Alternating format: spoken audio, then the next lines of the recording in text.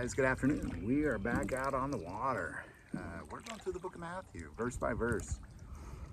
Primarily because, honestly, everything that I've seen over the last several years is that the church is ignorant. And the Spirit has shown me that. The church is definitely ignorant to the teachings of Jesus Christ. And it's important that we go through it verse by verse and really understand what it is he was trying to tell us. So we're just going to pick it up. We just got started, and we're looking at the lineage of Jesus Christ.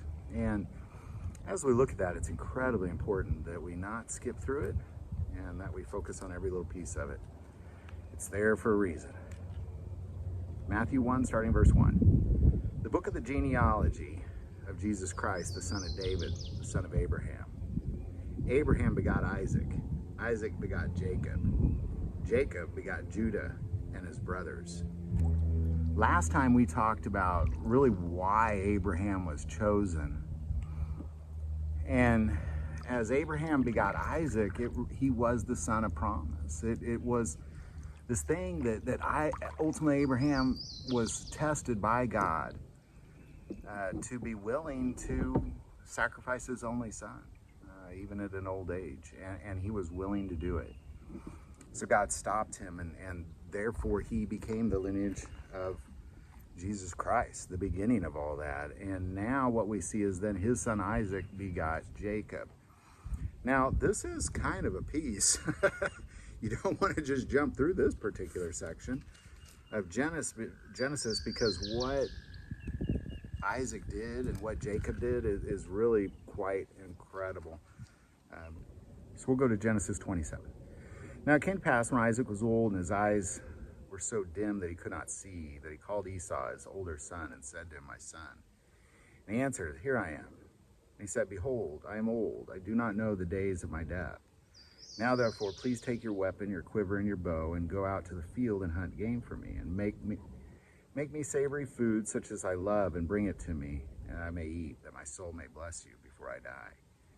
Now Rebekah was listening when Isaac spoke to Esau, his son, and Esau went to the field to hunt game and bring it. So Rebekah spoke to Jacob, her son, saying, "Indeed, I heard your father speak to Esau, your brother, saying, 'Bring me game and make savory food for me, that I may eat it, and bless you in the presence of the Lord before my death. Now therefore, my son, obey my voice according to what I command you. Go now to the flock and bring me from there 2 choice kids and the goats, and I will make you a savory food for them, for your father, such as he loves.'" So he then pretends to be Esau and receives the blessing of his father Isaac. And beyond that, Esau even trades his birthright for food. But the thing about Jacob is, even though he was kind of a scoundrel, he knew the value of the blessing of the Lord.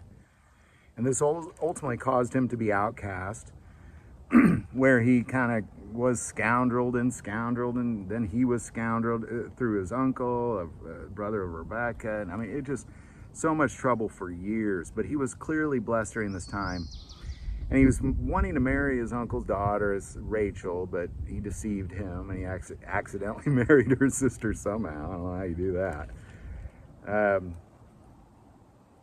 but he does. And ultimately what takes place here is you have 2 sisters both married to the same man, Jacob. And they're wanting to have, both of them were wanting to have children.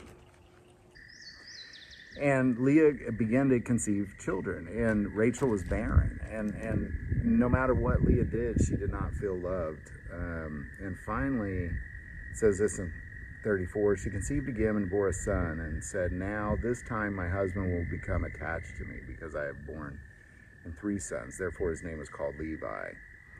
And she conceived again and bore a son, and said, 'Now I will praise the Lord.' Therefore she called his name Judah. Then she stopped bearing." And ultimately what this is she wanted children, and she would praise, well, hopefully he'll love me now, or he'll love me now. Won't he love me now? And finally, she kind of gives up on that and just realizes that it is actually only God that can really satisfy her at all. So therefore she conceived again and bore a son, and said, "Now I'll praise the Lord." Therefore she called his name Judah. And then she stopped conceiving. And Judah is ultimately going to take on this lineage. So Jacob gives birth to 12 sons. And ultimately, he has to go back and face his trouble with his brother. So ultimately, what Jacob does is he has to come home. He has to leave his uncles, and he comes home, and he has to face Esau. And the night before he faces Esau, what he finds out is that he's faced with God. This moment in time where he is literally faced with God, and God is now wrestling with him. And as he wrestles with God, Jacob then refuses to let God go, and unless he blesses him. And in that moment, he blessed him and named him Israel.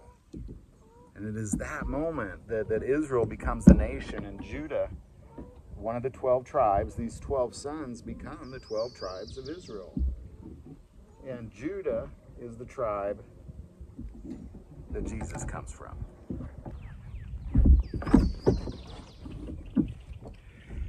And ultimately what you have is you have now the nation of Israel born, and you have Judah born of that nation, and Judah being the lineage of Jesus Christ.